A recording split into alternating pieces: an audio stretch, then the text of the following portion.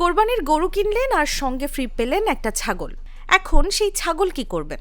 মনে প্রশ্ন জাগতেই পারে, এই ছাগলও কি কোরবানি দিতে হবে, নাকি বিক্রি করে দিলেও কোনো সমস্যা নেই? বিষয়টি নিয়ে অনেকের মধ্যেই বিভ্রান্তি রয়েছে।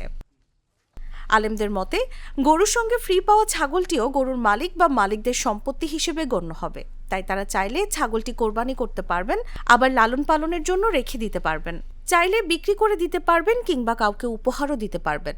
অর্থাৎ ফ্রি পাওয়া মানেই সেটি কোরবানি করা বাধ্যতামূলক নয়।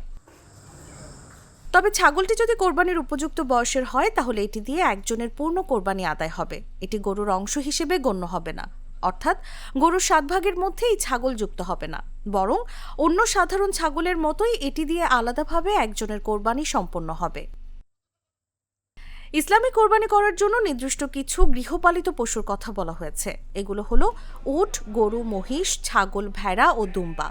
হরিণ, বন্য ছাগল বা নীল গায়ের মতো কিছু প্রাণীর মাংস খাওয়া হালাল হলেও সেগুলো দিয়ে কোরবানি করা জায়েজ নয়। কোরবানির পশুর বয়সের ক্ষেত্রেও নির্দিষ্ট নিয়ম রয়েছে।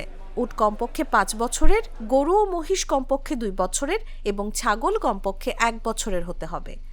ভেড়া ও দুম্বাও সাধারণত 1 বছরের হতে হয়। তবে যদি ভেড়া বা দুম্বা 6 মাস বয়সী এমন হৃষ্টপুষ্ট হয় যে দেখতে 1 বছরের মতো মনে হয়, তাহলে সেটি দিয়েও কোরবানি করা জায়েজ।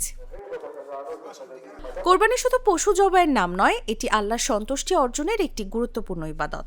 তাই কোরবানির আগে সঠিক মাসালা জেনে নেওয়া এবং সহি নিয়মে কোরবানি আদায় করাই একজন মুসলমানের জন্য সবচেয়ে গুরুত্বপূর্ণ। নিউজ ডেস্ক, জাগো নিউজ।